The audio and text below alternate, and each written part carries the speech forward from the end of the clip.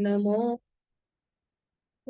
वासुदेवाय नारायणं नमस्कृत्यं नर चैव नरोत्तमं देवीं सरस्वतीं व्यासं ततो जयमुदीरये नष्टप्रायेषु अभद्रेषु नित्यं भागवत सेवया भगवती उत्तमश्लोके भक्तिर्भवती नैष्टिकी कृष्णाय वासुदेवाय देवकी नंदनाय च नंदगोप कुमाराय गोविंदाय नमो नमः.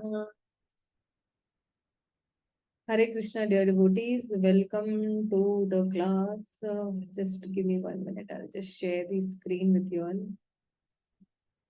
I missed that screen. Here it is.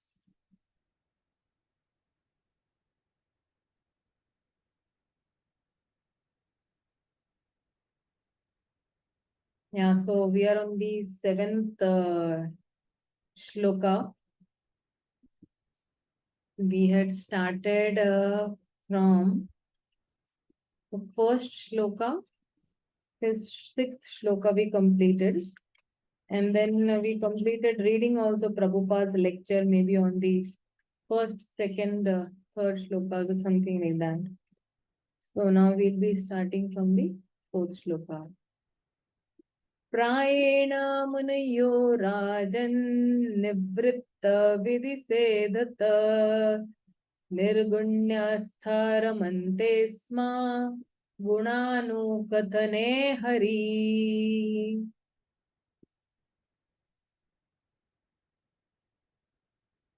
Lakshminarayan Prabhu, please do the honors of reading the translation and purport both.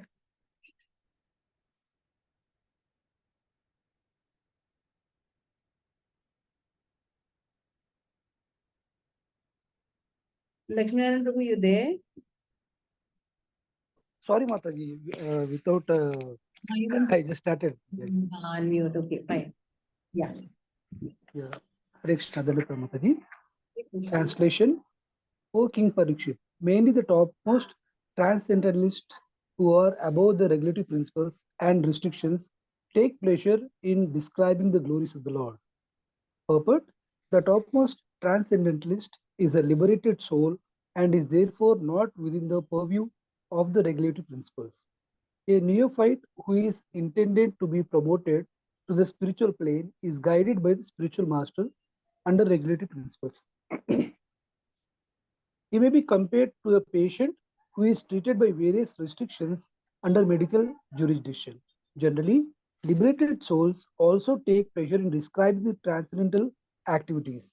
As mentioned above, since Narayana, Hari, the personality of Godhead, is beyond the material creation, his form and attributes are not material. The topmost transcendentalist or the liberated souls realize him by advanced experience of transcendental knowledge, and therefore they take pleasure in the discussion of the transcendental qualities of the Lord's pastimes. In Bhagavad-gītā 4.9, the personality of Godhead declares that his appearance and activities are all divyam or transcendental. The common man who is under the spell of the material energy takes it for granted that the Lord is like one of us, and therefore he refuses to accept the transcendental nature of the Lord's form, name, etc. The topmost transcendentalist is not interested in anything material and is taking interest in the matter of the Lord's activities is definite proof that the Lord is not like one of us in the material world. In the Vedic literatures also, it is confirmed that the Supreme Lord is one, but that he is engaged in his transcendental pastimes in the company of his unalloyed devotees, and that simultaneously he is present as the super soul, an expansion of Baladeva, in the heart of all living entities.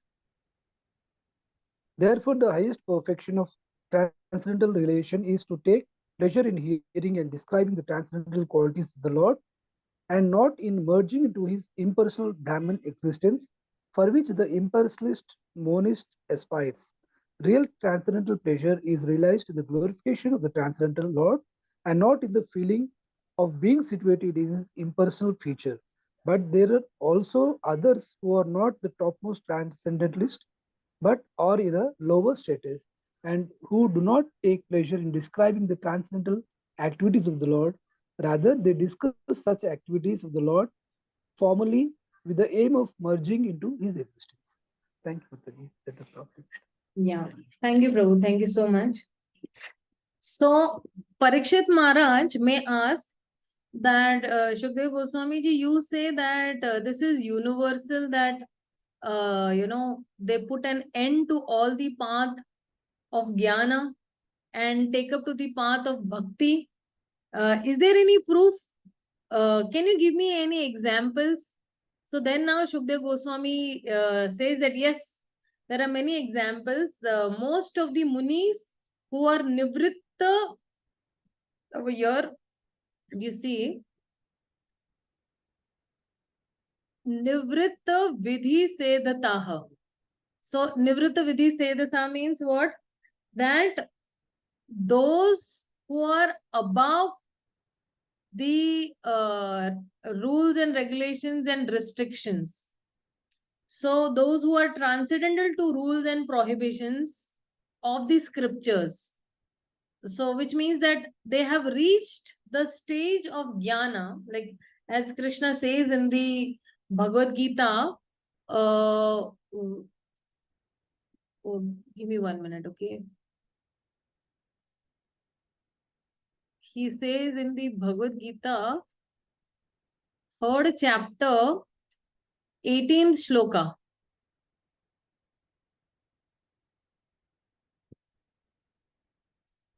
See what he says over here. He says that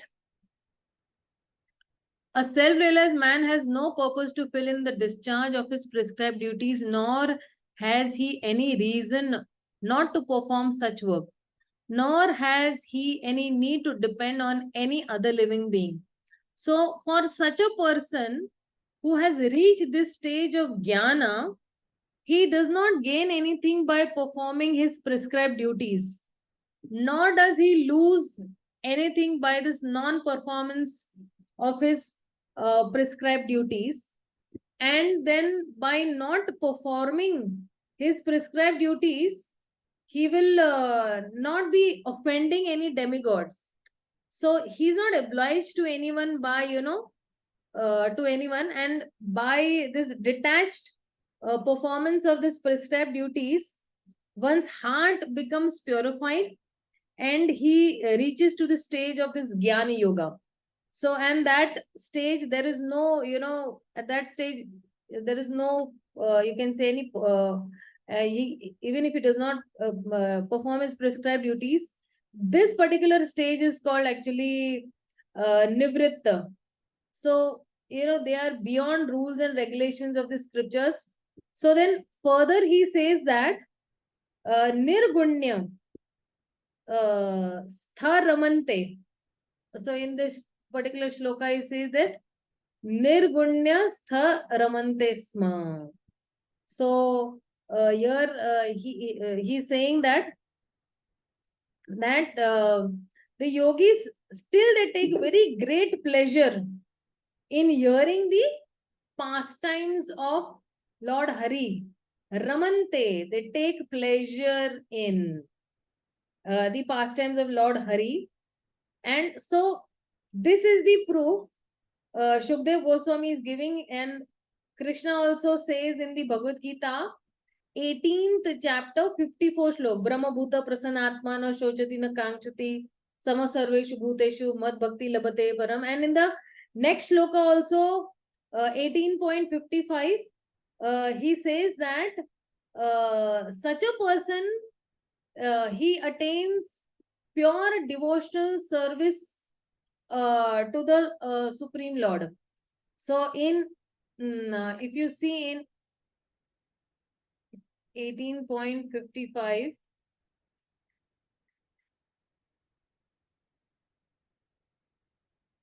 see, Bhaktyamam abhijanati yavan yaschasmi tattvata tato mam tattva gyatva vishate tam tat antaram. So over there he is saying that but Parikshit Maharaj, may say that, prayena alpayusha, it is like, generic thing.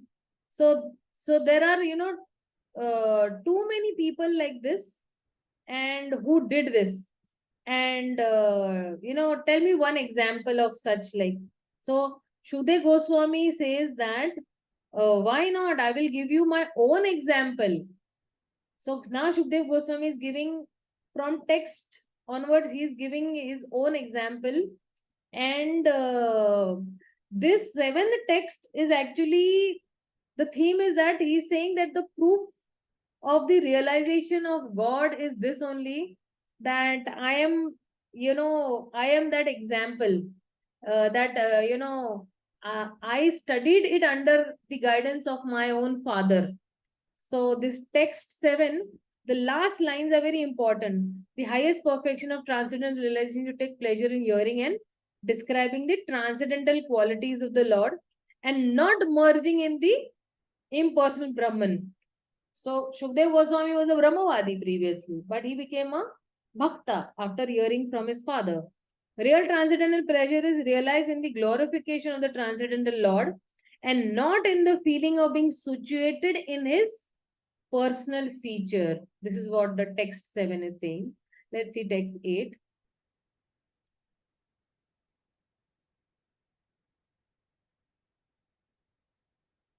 Idam Bhagavatam Nama Puranam Brahma Samhitam Adhitavan Dvaparado Pitu Dvaipayana Aham. Rupa Mataji, please read the translation and purport both. Hare Krishna. Can you hear me, Mataji? Yes, we can hear you. Okay. Hare Krishna. Translation. At the end of Dwapara Yuga, I studied this great supplement of Vedic literature named Śrīmad-Bhāgavatam, which is equal to all the Vedas, from my father Srila Dvaipayana Vyasadeva. Purport. The statement made by Srila Sukadeva Goswami that the topmost transcendentalist who is beyond the jurisdiction of regulations and restrictions Mainly takes to the task of hearing. Personal example, Sukadeva Goswami. Yeah, read from here. Who is beyond the jurisdiction of regulations and restrictions, mainly takes to the task of hearing about and glorifying the personality of Godhead, is verified by his personal example. Sukadeva Goswami, being a recognized liberated soul and the topmost transcendentalist, was accepted by all the topmost sages present in the meeting during the last 7 days of Maharaja Parikshit. He cites from the example of his life that he himself was attracted by the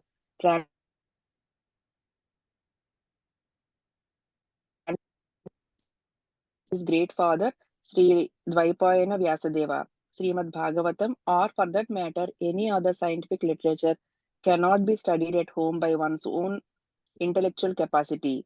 Medical books of anatomy or physiology are available in the market, but no one can become a qualified medical practitioner simply by reading such books at home.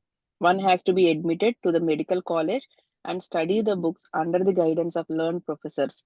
Similarly, Śrīmad-Bhāgavatam, the postgraduate study of the science of Godhead, can only be learned by studying it at the feet of a realized soul like Srila Vyasadeva.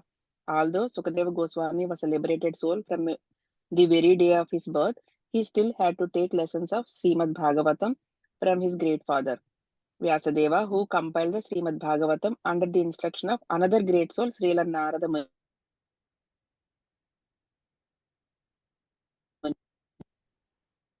From a personal Bhagavata, from a personal Bhagavata.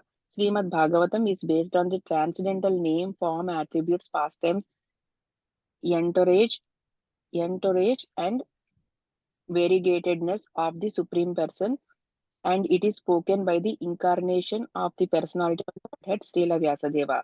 Pastimes of the Lord are executed in cooperation with his pure devotees, and consequently, historical events are mentioned in this great literature because they are related to Krishna. It is called Brahma Samitam because it is the sound representative of Lord Krishna, like the Bhagavad-gītā. Bhagavad-gītā is the sound incarnation of the Lord because it is spoken by the Supreme Lord, and Śrīmad-Bhāgavatam is the sound representative of the Lord because it was spoken by the incarnation of the Lord about the activities of the Lord. As stated in the beginning of this book, it is the essence of the Vedic desire tree and the natural commentation on the Brahma Sutras, the topmost philosophical thesis on the subject matter of Brahman. Vyasadeva appeared at the end of the Dwapara Yuga as the son of Satyavati, and therefore the word Dwapara Adau, or beginning of Dwapara Yuga, in this context means just prior to the beginning of the Kali Yuga. The logic of this statement, according to Srila Jiva Goswami, is comparable to that of calling the upper portion of the tree the beginning. The root of the tree is the beginning of the tree, but in common knowledge, the upper portion of the tree is first seen. In that way,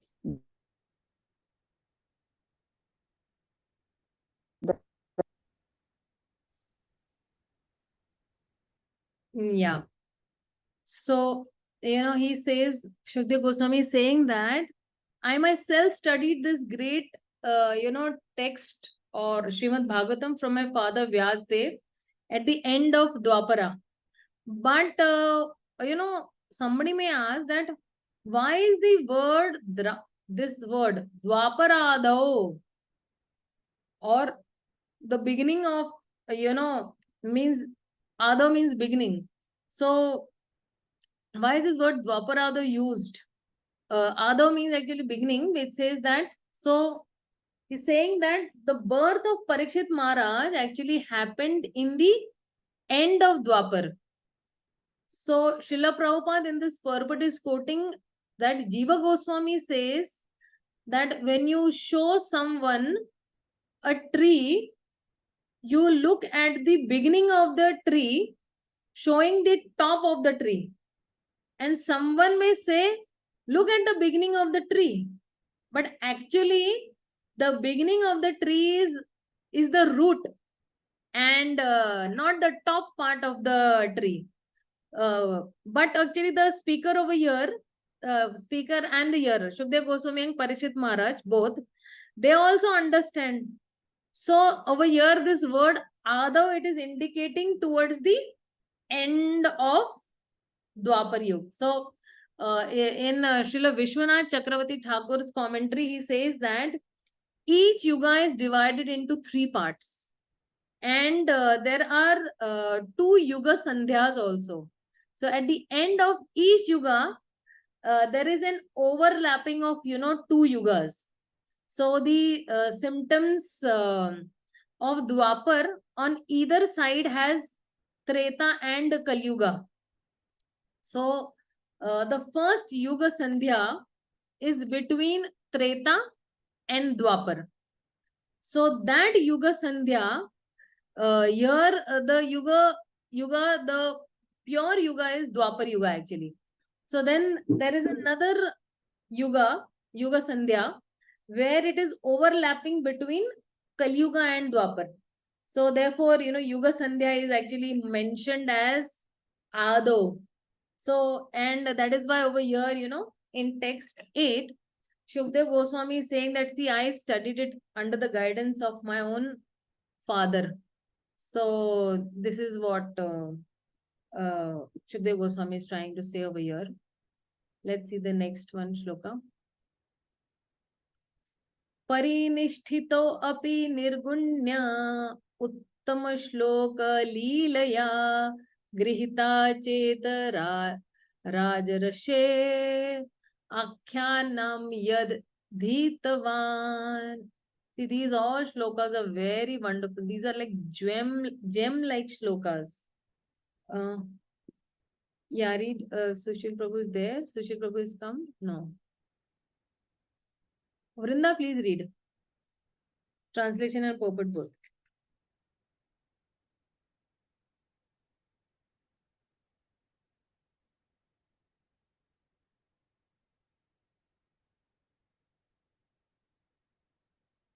Hare Krishna, Vrinda, you there? You'll have to unmute yourself. Ajay, Vrinda is, I don't know, something different. Priyanka, read translation and purport both. Yes, Mataji, Hare Krishna. Translation: O saintly king, I was certainly situated perfectly in transcendence, yet I was still attracted by the delineation of the pastimes of the Lord, who is described by enlightened verses. Purport: The absolute truth is realized at the first instance as the impersonal Brahman by philosophical speculation and later as the super soul by further progress of transcendental knowledge. But if, by the grace of the Lord, an impersonalist is enlightened by the superior statements of Śrīmad-Bhāgavatam, he, he is also converted into a transcendental devotee of the personality of Godhead. With a poor fund of knowledge, we cannot adjust to the idea of the personality of the absolute truth, and therefore, Yeah, just give me 1 minute. I'm just scroll up. yeah, and therefore, the personal activities of the Lord are deplored by the less intelligent impersonalist. But reasons and arguments together with the transcendental process of approaching the absolute truth help even the staunch impersonalist to become attracted by the personal activities of the Lord. A person like Sukadev Goswami cannot be attracted by any mundane activity, but when such a devotee is convinced by a superior method, he is certainly attracted by the transcendental activities of the Lord. The Lord is transcendental, as are his activities. He is neither inactive nor impersonal. Hare Krishna. Thank you. Yeah. So, there is a very nice word over here. He says that Grihita Cheta Raja Rishev. So, he's saying that being attracted, attention, and king. So, he's saying that the Lord caught my attention and he pulled me. This is what Srila Shukdev Goswami is telling in this shloka. So, let's see the next. तद अहम ते अभिध्यास्यामि महापौरुषिको भवान यस्य श्रद्धता मासु स्या न मुकुंदे मतिः सती. Oh, this is a very nice shloka, okay? Mati and Sati, both. Yeah, this is a very wonderful shloka. Who will read this? Anu Prabhu, please read this translation and purport both. Okay. That very Śrīmad-Bhāgavatam I shall recite before you, because you are the most sincere devotee of Lord Krishna. One who gives full attention and respect to hearing Śrīmad-Bhāgavatam achieves unflinching faith in the Supreme Lord, the giver of salvation. Purport. Śrīmad-Bhāgavatam is recognized Vedic wisdom, and the system of receiving Vedic knowledge is called Avaraha Pantha, or the process of receiving transcendental knowledge through bona fide disciplic succession. For advancement of material knowledge, there is a need for personal ability and researching aptitude. But in the case of spiritual knowledge, all progress depends more or less on the mercy of the spiritual master. The spiritual master must be satisfied with the disciple. Only then is knowledge automatically manifest before the student of spiritual science. The process should not, however, be misunderstood to be something like magical feats whereby the spiritual master acts like a magician and injects spiritual knowledge into his disciple, as is surcharging him with an electrical current. The bona fide spiritual master reasonably explains everything to the disciple on the authorities of Vedic wisdom. The disciple can receive such teachings not exactly intellectually, but by submissive inquiries and a service attitude.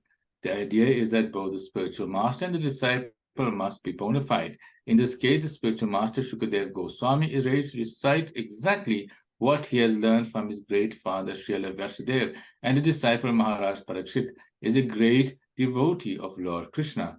A devotee of Lord Krishna is he who believes sincerely that by becoming a devotee of the Lord, one becomes fully equipped with everything spiritual. This teaching is imparted by the Lord himself in the pages of the Bhagavad-gītā, in which it is clearly described that the Lord Shri Krishna is everything, and that to surrender unto him solely and wholly makes one the most perfectly pious man.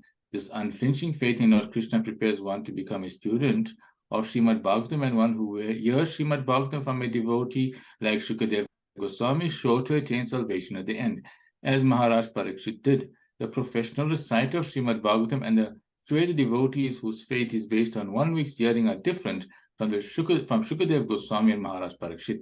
Srila Vasudev explained Śrīmad-Bhāgavatam to Shukadeva Goswami from the very beginning of the Janmadi Ashta verse.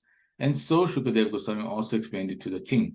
Lord Krishna described as the Mahapurush in the Śrīmad-Bhāgavatam, Canto 11, in his devotional feature as Lord Śrī Caitanya Mahāprabhu. Śrī Caitanya Mahāprabhu is Lord Krishna himself in his devotional attitude, descended to the earth to bestow special favors upon the fallen souls of this age of Kali. There are 2 verses particularly suitable to offer as praise to this Mahapurush feature of Lord Krishna. Dhyayam sada paribhavagnam abhishtadoham Tritashtapadam Siva Vrinchi Snutam Sharinyam Bhartyati Ham Paranata Pala Bhavad Vipotam Vana Mahapurusha Charanarvindam Taktava Sadustyaja Surip Sita Raja Lakshman Dharmacharya Vachasa Tad Agar Aranyam Maya Granam Daita Pasitam Anavadavat Vande Mahapurusha Cha Charanarvindam. In other words, Purush means the enjoyer and the Mahapurush means the supreme enjoyer or the supreme personality of God. That's Shri Krishna. One who deserves to approach the supreme Lord Shri Krishna is called a Mahapurushika. Anyone who hears the Śrīmad-Bhāgavatam attentively from its bona fide recitation to become a sincere devotee to the Lord, who is able to award liberation. There was none so attentive as Maharaj Parikshit in the matter of hearing Śrīmad-Bhāgavatam, and there was none so qualified as Shukadeva Goswami to recite the text of Śrīmad-Bhāgavatam. Therefore, anyone who follows in the footsteps of either the ideal reciter or ideal hearer Shukadeva Goswami and Maharaj Parikshit respectively will undoubtedly attain salvation like them. Maharaj Parikshit attained salvation by hearing only, and Shukadeva Goswami attained salvation only by reciting. Recitation and hearing are 2 processes out of 9 devotional services, and by strenuously following the principles, either in all or by parts, one can attain the absolute plane. So the complete text of Śrīmad-Bhāgavatam, beginning with the Janmadi Ashta verse, up to the last one in the 12th canto, was spoken by Shukadeva Goswami for the attainment of salvation by Maharaj Parikshit. In the Padma Purana, it is mentioned that Gautama Muni advised Maharaj Ambarish to hear regularly Śrīmad-Bhāgavatam as it was recited by Shukadeva Goswami, and hearing it is confirmed that Maharaj Ambarish hears Śrīmad-Bhāgavatam from the very beginning to the end, as it was spoken by Shukadeva Goswami. One who is actually interested in the Bhagavatam, therefore, must not play with it by reading or hearing a portion from here and a portion from there. One must follow in the footsteps of the great kings like Maharaj Ambarish or Maharaj Parikshit, and yet from a bona fide representative of Shukadeva Goswami. Thank you, Prabhu. Thank you so much. It's a very beautiful text, actually. Very wonderful. Prabhupada is explaining it so wonderfully over here. That is, if you see in Canto even 3, chapter 7, Vidura is hearing 2.5 chapters from Maitre Muni.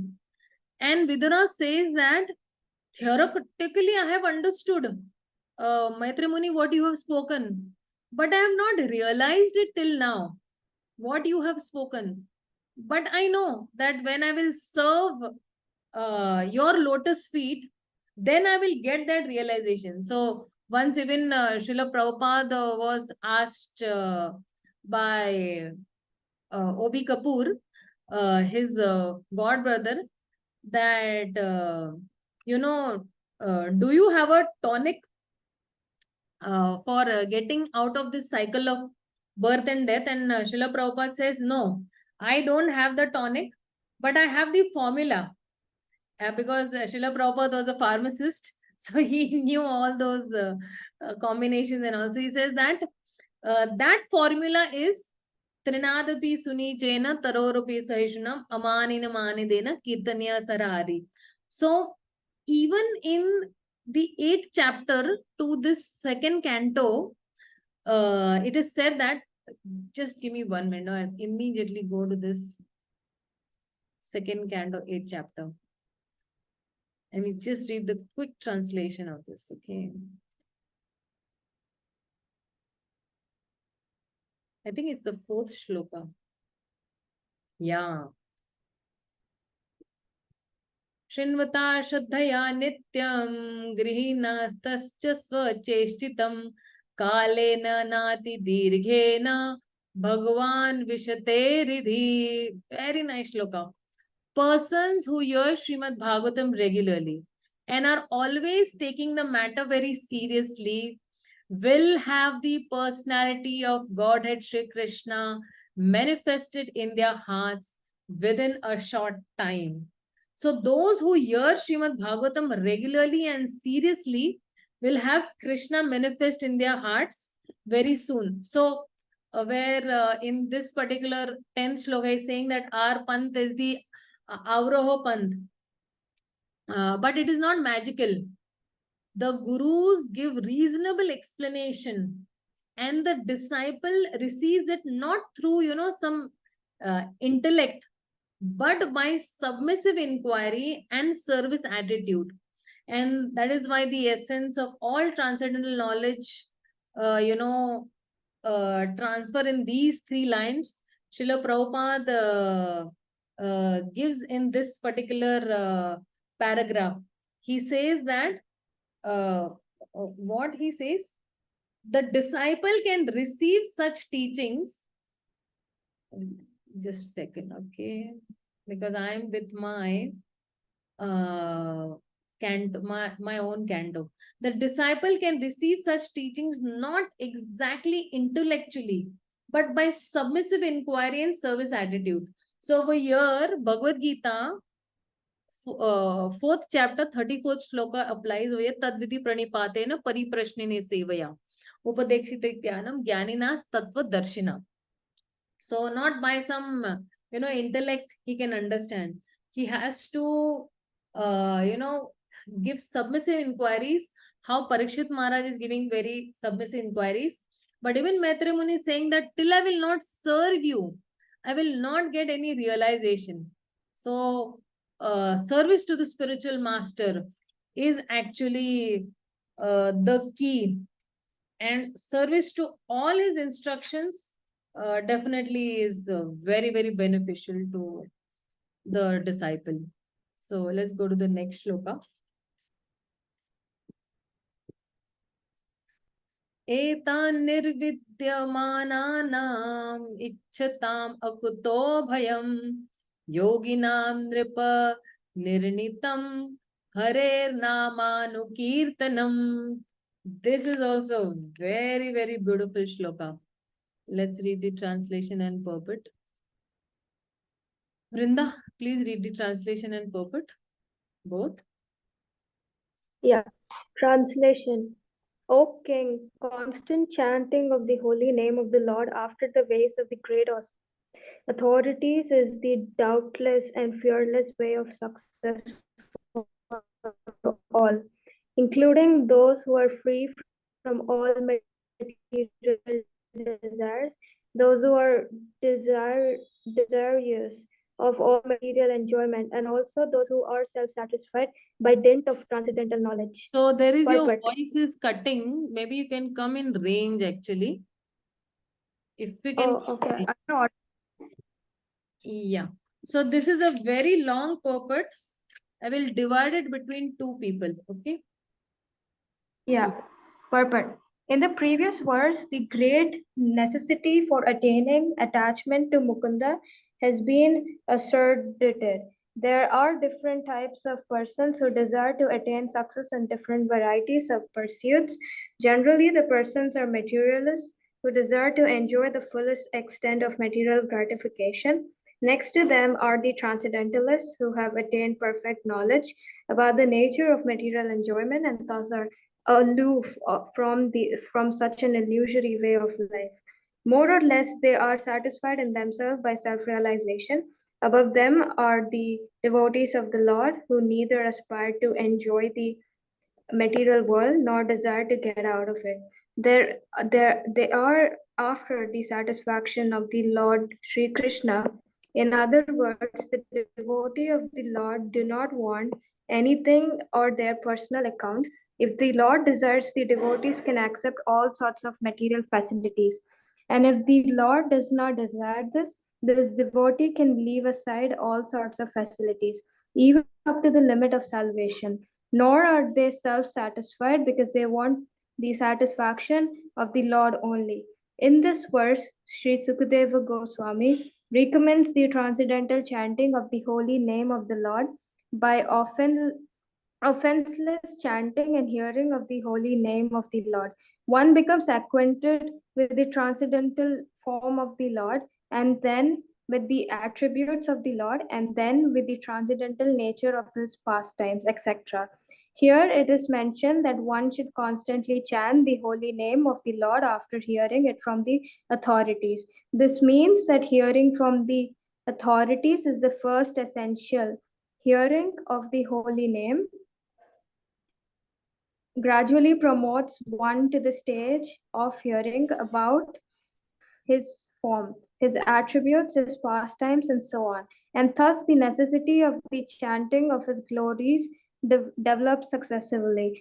This process is recommended not only for the successful execution of devotional service, but also even for those who are materially attached. According to Sri Shukadev Goswami, this way of attaining success is an established fact, concluded not only by him, but also by all the other previous acharyas. Therefore, there is no need of further evidence.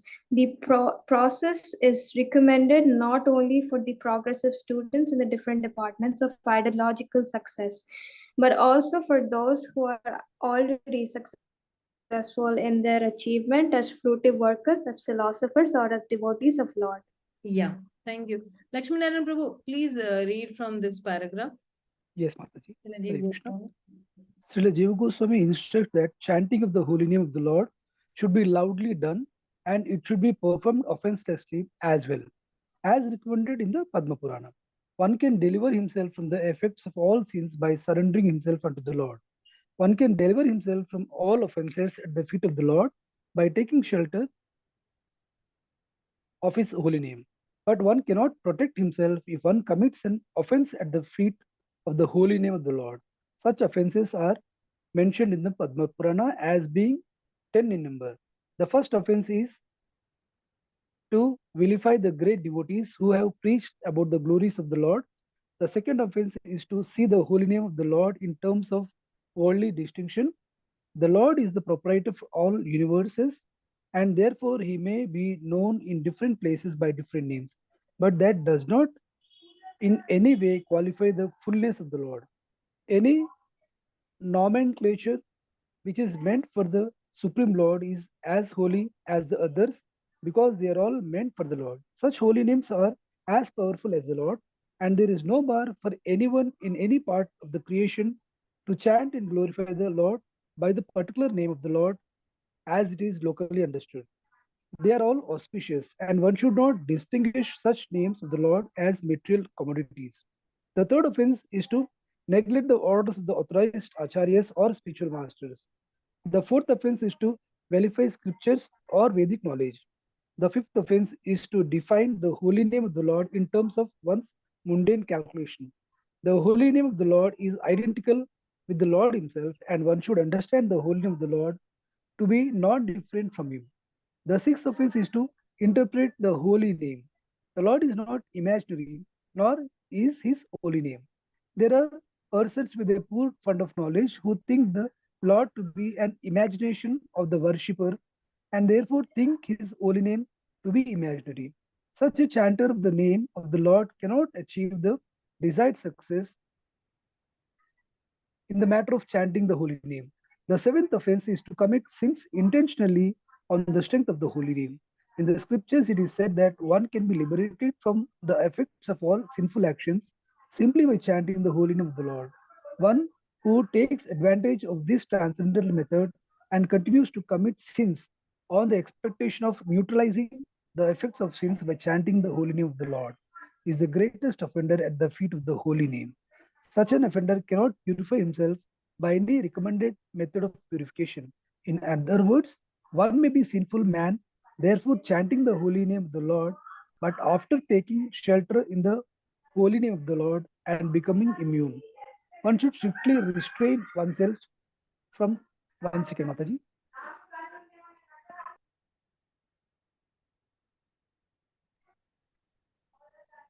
one should strictly restrain oneself from committing sinful acts with a hope that this method of chanting the holy name will give him protection.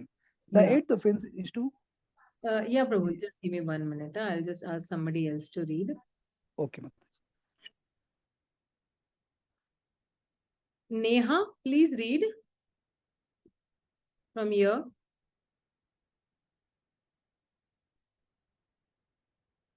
Neha. Mataji, she won't be able to read. She's in the hearing mode. Oh, she's in the hearing mode. Okay, Anu Prabhu, please read. Yeah, I'll try. I'll try. Okay, read then. Neha, read. The eighth offense is to consider the holy name of the Lord and his chanting method to be equal to some material auspicious activity. There are various kinds of good works for material benefits, but the holy name and his chanting are not mere auspicious holy services. Undoubtedly, the holy name is a holy service, but he should never be utilized for such purposes. Since the holy name and the Lord are of one and the same identity, one should not try to bring the holy name into the service of mankind. The idea is that the Supreme Lord is the supreme enjoyer. He is not one servant or order supplier.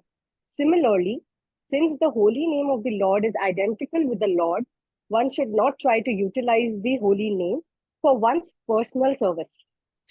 The ninth offense is to instruct those who are not interested in chanting the holy names of the Lord about the transcendental nature of the holy name. If such instruction is imparted to an unwilling audience, the act is considered to be an offense at the feet of the holy name. The 10th offense is to become uninterested in the holy name of the Lord even after hearing of the transcendental nature of holy name.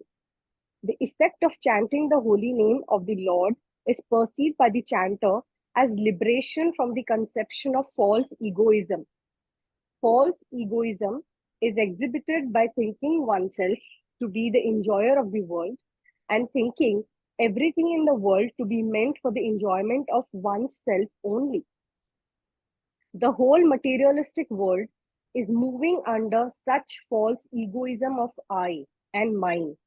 But the factual effect of chanting the holy name is to become free from such misconceptions. Yeah. Thank you. Thank you so much. Very well read. Very nicely read. Thank you, ma'am. Yeah. Let's go to the next.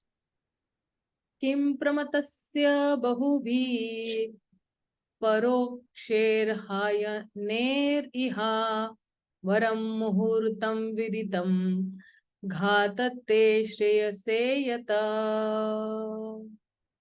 Anu Prabhu, please read translation and purport both. Translation. What is the value of a prolonged life which is wasted, inexperienced by years in this world? Better a moment of full consciousness, because that gives one a start in searching after his supreme interest. Purport. Srila Shukadeva Goswami instructed Maharaj Parikshit about the importance of the chanting of the holy name of the Lord by every progressive gentleman. In order to encourage the king, who had only 7 remaining days of life, Srila Shukadeva Goswami asserted that there is no use in living hundreds of years without any knowledge of the problems of life. Better to live for a moment with full consciousness of the supreme interest to be fulfilled. The supreme interest of life is eternal, with full knowledge and bliss. Those who are bewildered by the external features of the material world and are engaged in the animal propensities of the eat, drink, and be merry type of life are simply wasting their lives by the unseen passing away of valuable years. We should know in perfect consciousness that human life is bestowed upon the conditioned soul to achieve spiritual success. And the easiest possible procedure to attain this end is to chant the holy name of the Lord.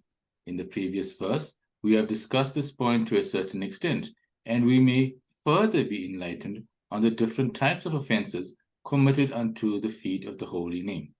Srila Jiva Goswami Prabhu has quoted many passages from the authentic scriptures and has ably supported the statements in the matter of offenses at the feet of the holy name.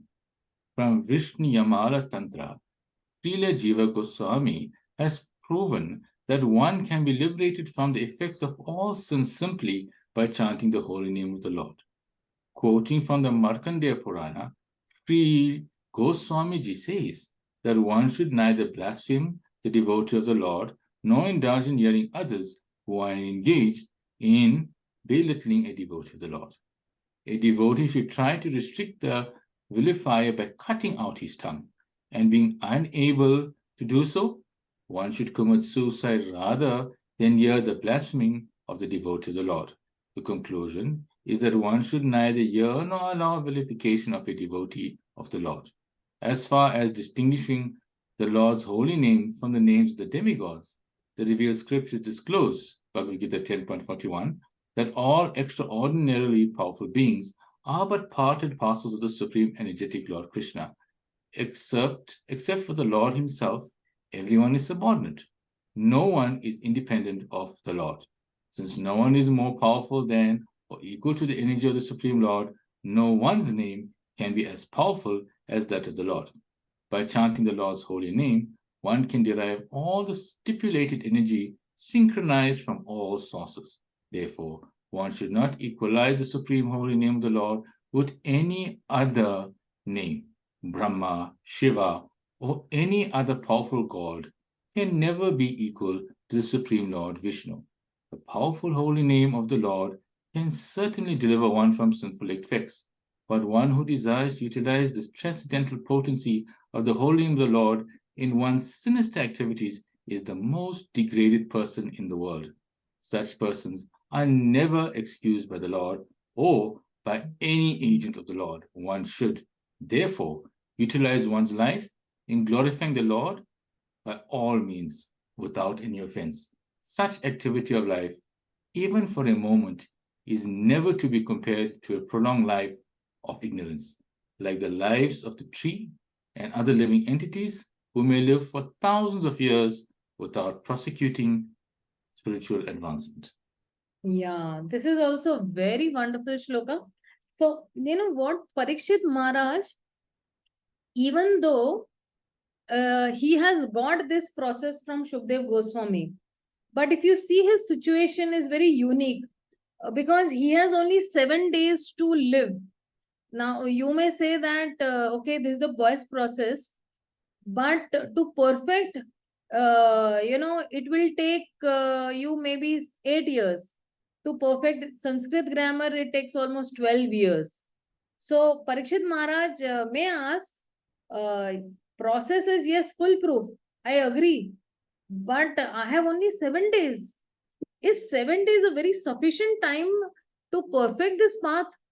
So then Shukdev Goswami, he says over here that Kim Pramatasya Bahubhi. He says that for one who is not convinced, who is bewildered, is not convinced of this topmost path, for him, what is the use, of so many years? They will just, pass uselessly. But it is better to have Varam Muhurtam Viditam, one Muhurta of time, while knowing what is the highest perfection. So it is like, if someone does not know what exam is, it is tomorrow. So throughout the year, he hasn't studied for the exam. And the next day is his exam. So you tell him that, okay, I will take you to the best of the library. Whatever you need to score, 100%, all books are there. So what is the use? He does not know which exam is there the next day, and what is the use of so many, books. So in contrast, if you have, questions in hand, you have in this Bhagavad Subodhini, we have a book. We have all the questions and answers in that Bhagavad Subodhini. And on top of that, you say that you need not study. All the questions, only few questions, which are marked, their answers, they are also, they'll be there. So what is the need, for 1 week's time of preparation? Only 1 hour is very much sufficient. So this is what Shukdev Goswami is actually saying for a person who does not know how to spend his life. What is the need for so many years or number of years, he will just, waste those number of years. But, for a person who knows how to perfect his life, then for him, one muhurtam means what? One muhurtam means 48 minutes actually. 48 minutes is also sufficient enough. So, Parikshit Maharaj may say, do you literally mean to say that 48 minutes are sufficient enough? So, now in the next shloka, then Shukdev Maharaj is giving an analogy. So, he's saying that, he's giving analogy of Khatwanga Maharaj. He's saying that खट्वांगो नाम राज ऋषिर यात्वे यात्तम इहायुषः मुहूर्तात् सर्व उत्सृज्य गतवान अभयम Harim.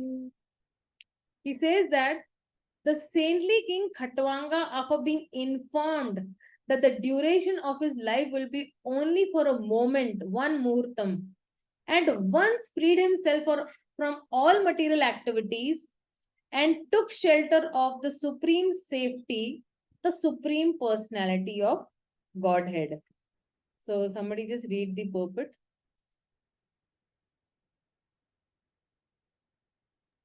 Yeah, Priyanka, read the purport.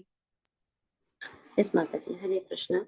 A fully responsible man should always be conscious of the prime duty of the present human form of life. The activities to meet the immediate necessities of material life are not everything. One should always be alert in his duty for attainment of the best situation in the next life. Human life is meant for preparing ourselves for that prime duty. Maharaja Khatwanga is mentioned herein as a saintly king because even within the responsibility of the state management, he was not at all forgetful of the prime duty of life. Such was the case with other Rajarishis, saintly kings like Maharaja Yudhishthir and Maharaja Parikshit. They were all exemplary personalities on account of their being alert in discharging their prime duty. Maharaja Khatwanga was invited by the demigods in the higher planets to fight demons, and as a king, he fought the battles to the full satisfaction of the demigods. The demigods, being fully satisfied with him, wanted to give him some benediction for material enjoyment, but Maharaja Khatwanga, being very much alert to his prime duty, inquired from the demigods about his remaining duration of life. This means that he was not as anxious to accumulate some material benediction from the demigods as he was to prepare himself for the next life. He was informed by the demigods, however, that his life would last only a moment longer. The king at once left the heavenly kingdom, which is always full of material enjoyment of the highest standard, and coming down to this earth, took ultimate shelter of the all-safe personality of Godhead. He was successful in his great attempt and achieved liberation.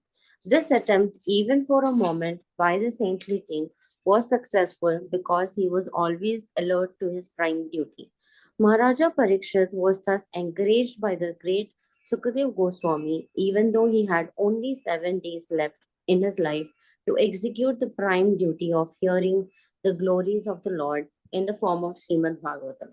By the will of the Lord, Maharaja Parikshit instantly met the great Shukadev Goswami, and the great treasure of spiritual success left by him is nicely mentioned in the Śrīmad-Bhāgavatam. Hare Krishna. Yeah. Lakshmi Narayan Prabhu, you had some clarification for the 12th shloka? Yes, Mataji. Yeah, Prabhu. See Mataji, in here, quoting from the Markandeya Purana, Sri Goswami says that one should neither blaspheme the devotee of the Lord nor indulge in hearing other who are engaged in belittling a devotee of the Lord. A devotee should try to restrict the vilifier by cutting out his tongue, and being unable to do so, one should commit suicide. So, Mataji, many times it happens with us also. Some devotee will be blaspheming or saying something bad about other devotees. We cannot sometimes, because he is senior, we cannot say anything to him also. In Yeah. that situation, what to do? So you're saying some senior devotee is criticizing some junior devotee? It happens sometimes, senior to senior or senior to junior. It happens sometimes with us, Mataji, when we are in the temple. Some are not so serious comments, but some negative comments of the devotees. Like, Yeah, negative it comments. happens. And then what happens is then we also form that same. See, you know, Prabhuji, one thing we should also understand, okay? For example, what happens is that that particular senior devotee has some opinion about that other devotee. But we don't have, you know, any experience with that devotee. We are very good with that devotee, and that devotee is also very good with us. Many times, these instances between two devotees they take because even of past karmas and past conditionings also, and many other what do you say sense gratification things also are happening between them, which are not really fulfilled by both of them. Sometimes what happens, two people when they are coming together they are having some expectation, and in case sometimes two one person having over expectation with the other and it is not up to the mark, then you know that particular person become. But what we should become ajata shatru. Sometimes you know my enemy's enemy is my enemy, or you know somebody's enemy is my enemy too.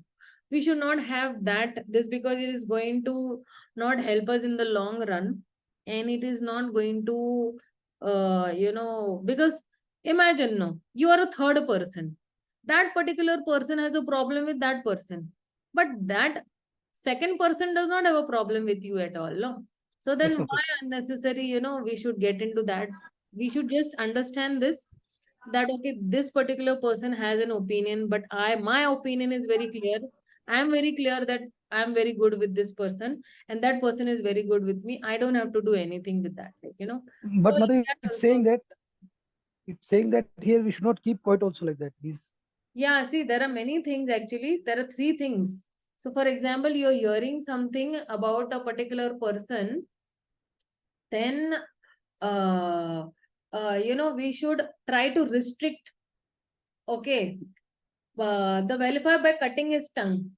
Okay, we are not in that position to cut somebody else's tongue, or we are not even in a position to commit suicide, because, so for example, if my family is dependent on me, suppose if it is a male person and he's the only Yes. earning person, and if the family is, you know, dependent, if he commits suicide, what will the family eat tomorrow if he's only the person woman? So rather than hearing the blasphemy of the devotee, and the conclusion is that one should neither hear nor allow vilification of a devotee of the Lord. And another place it is said that we should move away from that place. The third option is you Yes, Mataji. move away from that place. So This over is the here, best. there are two options given, but the third option is that you really don't want to hear, and then you move away from that place. The moment that particular person starts criticizing or vilifying, you just say, oh, I just have some work, and you just make an excuse and move away from there. That is the best course. Yes, Mataji. Correct. Thank you, Mataji. Yeah. Hare Krishna. Hare Krishna. So we are on the 14th one. We'll start the 14th one from tomorrow. So actually, if you see 12, 13 and 14, these all shlokas theme is only one, only that what is the quality of life matters, not the quantity. Somebody is living 100 years, but he's not, you know, worshipping the Supreme Lord, or he just eating, sleeping, and defending himself, then what is the use of that life? And this particular 14th shloka, actually the Bhagavatam stops over here. The Bhagavatam ends only over here. And how the Bhagavatam continues after this particular shloka is also pretty interesting. A long explanation with 14 and 15 shlokas. We'll see next tomorrow when we'll start reading at 9:15. So, dear devotees, thank you very much for your patient hearing and listening and tolerating me with this reading part. And certain glitches are also there. So, thank you so much. We'll meet tomorrow. Srila Prabhupada ki jai. Gaur Bhakta Vrinda ki jai. Hare Krishna. Thank you, Mataji. Hare Krishna. Dandavata. Hare Krishna, Mataji. Hare Krishna.